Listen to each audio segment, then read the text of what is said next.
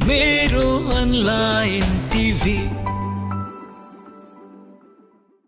सम्माननीय सभामुख महोदय, नेपालको संविधानको अनुसूची 3 मा रहेको नेपालको निशान छाप संशोधन गर्ने प्रस्तावको समर्थन गर्दछु।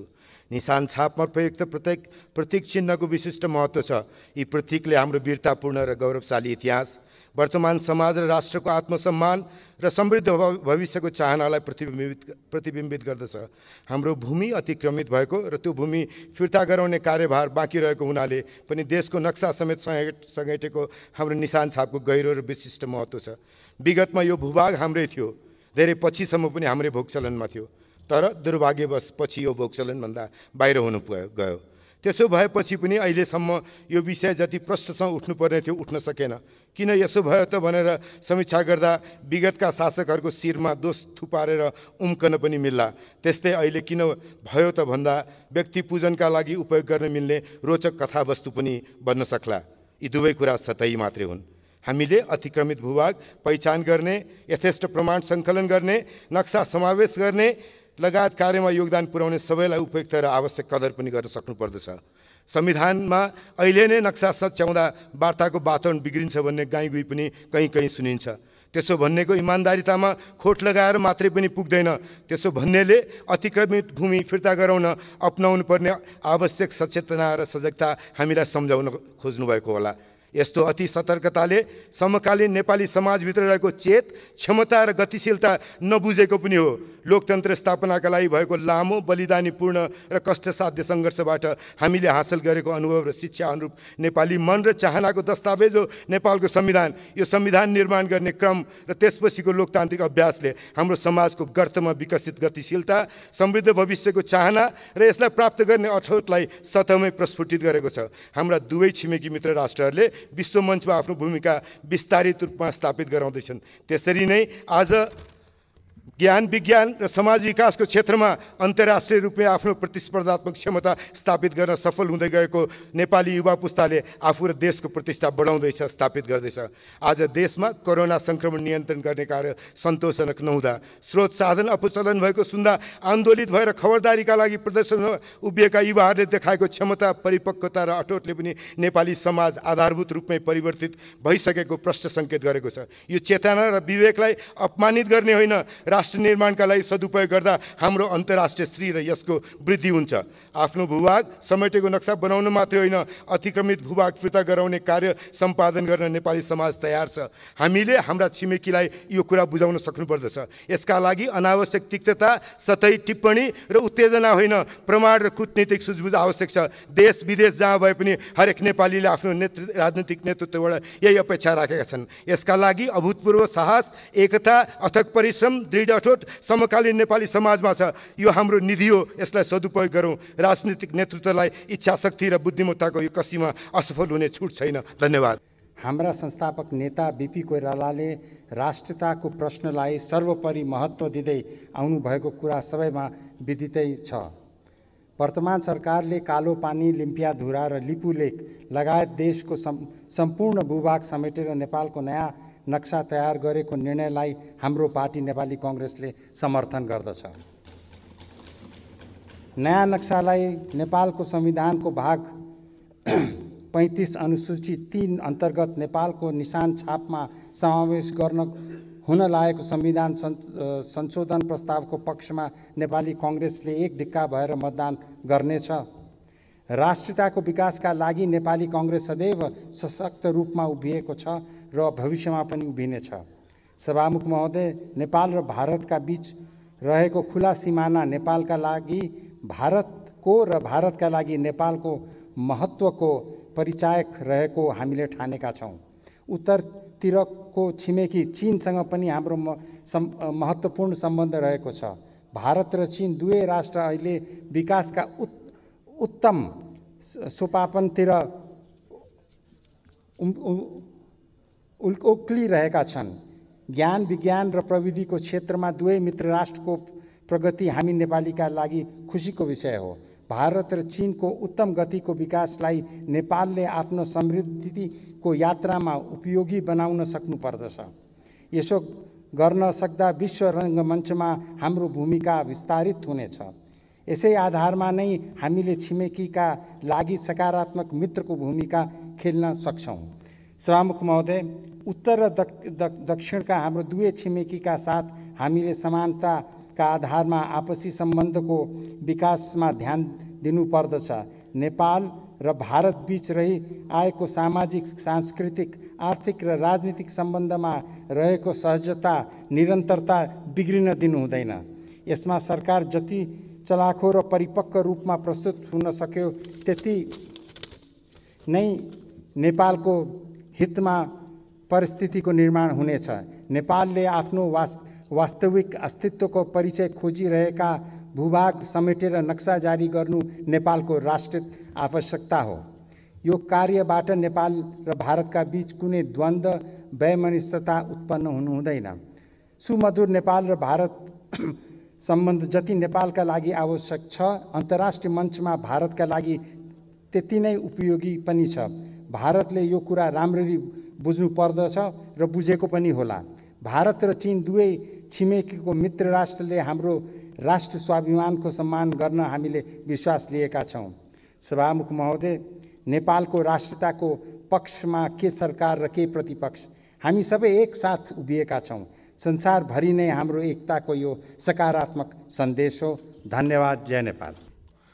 सभामुख महोदय, सुरुमा नै यो चाहिँ जुन यो छलफलको क्रम सकिसकेपछि यो चाहिँ जुन पारित गरियोस् भनेर चाहिँ जुन प्रस्ताव आउँदाखेरि नेपाली कांग्रेसको चाहिँ केन्द्रीय कार्य समितिले पनि निर्णय गरेको छ र नेपाली कांग्रेसको संसदीय दलले पनि यो चाहिँ प्रस्ताव आउँदाखेरि सर्वसम्मतबाट चाहिँ त्यसको पक्षमा चाहिँ मतदान दिनको लागि यो चाहिँ निर्देश गरिसकेको कारणले गर्दाखेरि म सभामुख महोदय मार्फत एउटा यो चाहिँ जुन राष्ट्रियताको यो चाहिँ जुन सवालमा, यो सार्वभौम सत्ताको सवालमा र भौगोलिक अखण्डताको सवालमा नेपाली कांग्रेस जहिले पनि जस्तो सुकै चाहिँ परिस्थितिमा पनि त्यसमा चाहिँ तलमाथि नगरिकन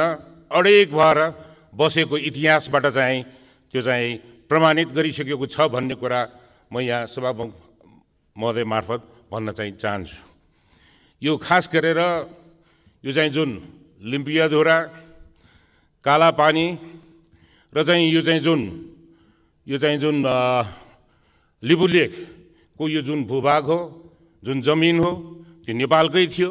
किन भन्दाखेरि 1816 को मार्च 4 मा चाहिँ भएको चाहिँ जुन सुगौली सन्धि अनुसार पनि लिम्पियाधुराबाट बगेको नदीलाई काली नदी भनेर चाहिँ भनिएको छ र त्यो काली नदीको चाहिँ पूर्वतिर नेपाल पर्छ र पश्चिमतिर चाहिँ भारत यो चाहिँ इन्डिया पर्छ भन्ने कुरा त्यसमा स्पष्टसँग चाहिँ उल्लेख गरेकै कारणले गर्दाखेरि पनि अब विभिन्न कालखण्डमा जस्तै कि अब 32 सालमा र यो 36 देखि 38 सालमा जुन नक्साहरू चाहिँ बनाउँदाखेरि अब चाहिँ जुन एउटा चाहिँ भनौँ न तत्कालीन अब सरकारले चाहिँ गर्नुपर्ने काममा चाहिँ कमी भएकोलाई अब अहिले आएर चाहिँ यो आजको दिनमा हामीले चाहिँ एउटा ऐतिहासिक यो चाहिँ निर्णय र चाहिँ सहमतिकै आधारबाट यो चाहिँ कुरा फेरि एउटा सन्देश के हो त भन्दाखेरि यी राष्ट्रियताका सवालमा मात्र नभइकन अब चाहिँ नेपालका हरेक नेपालीले यो चाहिँ जुन भनौँ न चाहिँ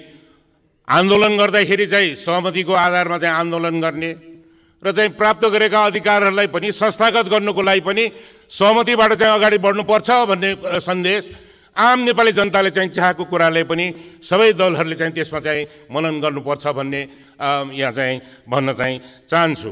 सभामुख महोदय, यो चाहिँ विभिन्न यो चाहिँ जुन सर्वे अफ इन्डियाबाट चाहिँ प्रकाशित गरेको यो चाहिँ जुन नक्साहरू चाहिँ छन् ती नक्साहरूमा पनि सधैँ चाहे त्यो चाहिँ 1827कै किन नहोस्, 1856कै किन नहोस् या चाहिँ 1947 मा यो 7औं संस्करण जुन कि यो चाहिँ ब्रिटिस पिरियडको चाहिँ अन्तिम नक्सा चाहिँ प्रकाशित गर्दाखेरि पनि यो लिम्पियाधुराबाट चाहिँ बगेको नदीलाई नै काली नदी भनेको कारणले गर्दाखेरि यो चाहिँ जमिन भूभाग चाहिँ नेपालकै हो भन्ने चाहिँ कुरा यो आजको चाहिँ जुन यो संशोधन भइसकेपछि पनि यसले चाहिँ अझै यसलाई चाहिँ बल यसले चाहिँ मिल्छ र चाहिँ हाम्रो चाहिँ छिमेकी मुलुकसँग एउटा चाहिँ मेच्योरिटीका साथ एउटा चाहिँ परिपक्व तवरले यो चाहिँ वार्ताको माध्यमबाट आफ्नो चाहिँ कुराहरू चाहिँ हामीले चाहिँ राखेर यसलाई चाहिँ अगाडि बढाउनु पर्छ भन्ने कुरा म सभामुख महोदय मार्फत फेरि पनि आजको यो दिनमा नेपाली कांग्रेसको तर्फबाट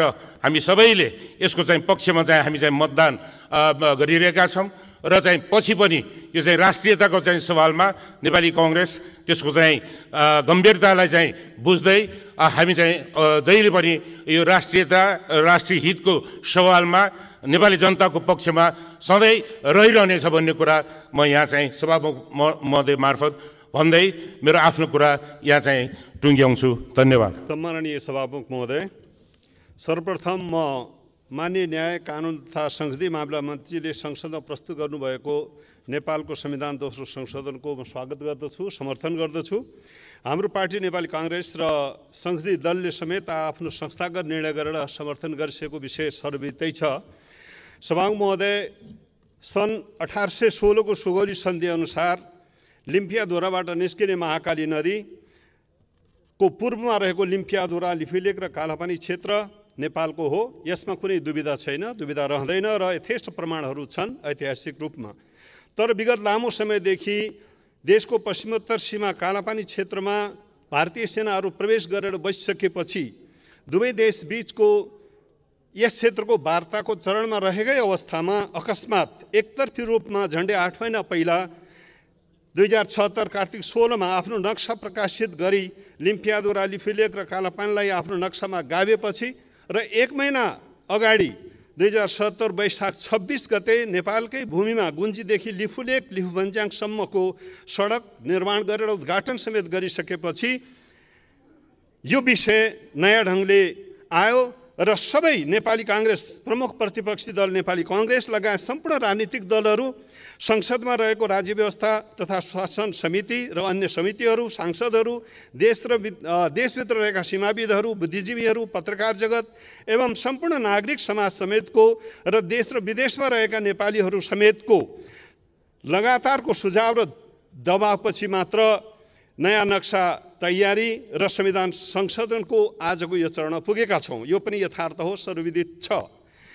सभामुख महोदय, संविधान संशोधनको दफावार छलफलको आजको चरणमा आइपुग्दासम्म मलाई विश्वास थियो कि सरकारले निशाना छापमा रहेको विद्यमान नक्सामा र संशोधित भइरहेको नक्सामा के कति क्षेत्र र क्षेत्रफल थप भयो। अब नेपाल भारतको सीमारेखा र नेपाल चीनको सीमारेखाको लम्बाइ कति थप भयो र देशको कुल क्षेत्रफल कति भयो भन्ने विषय पनि मन्त्री परिषदबाट नक्सा पास गर्दा वा निशाना छापलाई संशोधन गर्दा समेत यस कुराको जानकारी जनताले गराउनु पर्दथ्यो। सरकारले, मलाई लाग्छ यति बेला माननीय मन्त्रीले यसलाई स्पष्ट गर्नुहुनेछ, सरकारले स्पष्ट गर्नुपर्दछ।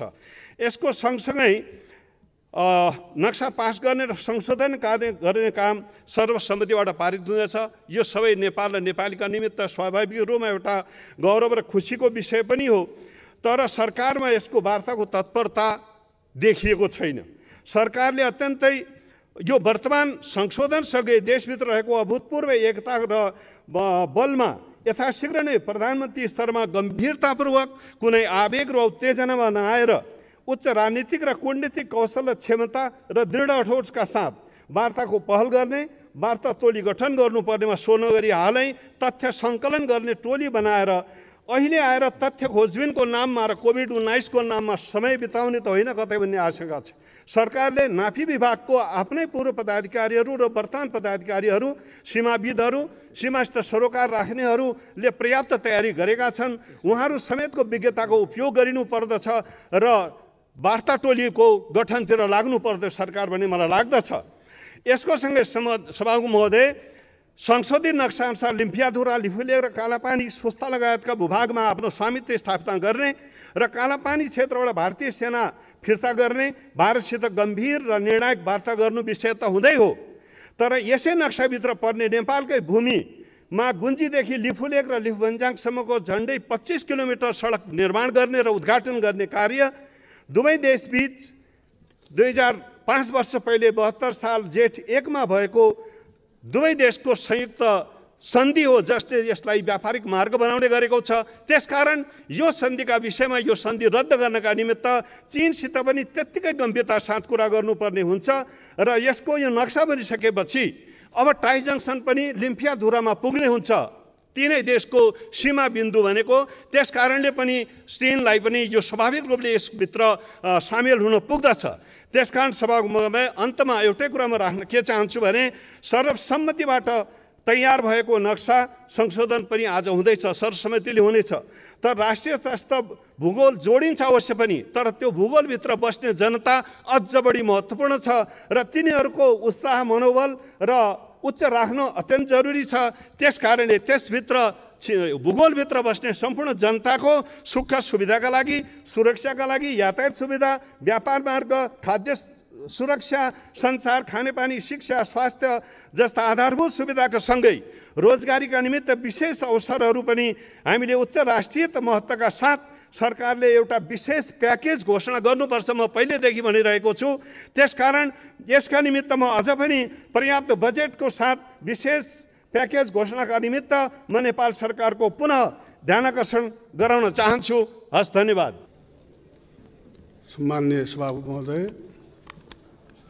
आज म खास गरिकन यो संशोधन, संविधानको संशोधन विधेयकमाथि नै केन्द्रित रहेर के कुरा भन्न चाहन्छु। सुगौलीको सन्धि 1816 का अनुसार काली नदी पूर्वको जमिन नेपालको भन्ने कुरा स्पष्ट छ। अङ्ग्रेजले छापेको नक्सामा पनि काली नदी भनिएको छ भने त्यसलाई महाकाली भन्छौँ हामीहरू। गाउँठाउँमा उतातिर काली नै भन्ने चलन छ अहिले पनि। त्यस्तै चाहिँ नि यो चाइनिजको अनुसार पनि कुटियाङ्दी भन्ने शब्द छ, जसलाई चाहिँ नि त्यसको नेपालीमा गर्ने हो भने त्यो काली नदी नै हुँदो रहेछ त्यो। त्यस कारण चाहिँ नि यो काली नदीको पूर्वी भाग नेपालको भन्ने कुरा स्पष्ट छ, यसमा दुईमतै छैन। त्यसकारण चाहिँ नि हाम्रो पार्टीले, केन्द्रीय समितिले पनि यो संशोधन प्रस्तावमा सपोर्ट गर्ने निर्णय गरेको छ। केन्द्रीय समितिको हाम्रो बैठकले सम्पूर्ण सदस्यहरूले कुनै पनि किसिमको चाहिँ नि नेपाल जस्तो आफ्नो भूमिको सम्बन्धमा पूर्ण रूपमा यसमा चाहिँ नि सपोर्ट गरेको छ। र आजै मैले चाहिँ नि यो भोट गर्नुभन्दा अगाडि संसदको मिटिङमा पनि हामीले समर्थन गर्ने निर्णय गरेका छौँ। त्यसकारण संशोधन प्रस्तावलाई हाम्रो केन्द्रीय समितिले पूर्ण रूपमा समर्थन गरेको छ भनेदेखि संसद दलमा पनि दलले पूर्ण रूपमा समर्थन गरेको छ। त्यसैले यो चाहिँ नि सबै पार्टीहरूको यसमा समर्थन देखिनु, यो हाम्रो नेपालीहरूको राष्ट्रिय एकता नेपालको हितमा देखिएको छ। अत्यन्तै महत्त्वपूर्ण कुरा छ। यो नेपालीहरू जुनसुकै ठाउँका किन नहुन्, राष्ट्रिय हितका लागि, राष्ट्रको चाहिँ नि सार्वभौम सम्पन्नताका लागि, राष्ट्रको अखण्डताका लागि सब एक छ भन्ने कुराहरू स्पष्ट भएको छ। त्यसैले म सभामुखजी मार्फत सम्पूर्ण यहाँ उपस्थित सबै दलका साथीहरूलाई हार्दिक धन्यवाद दिन चाहन्छु।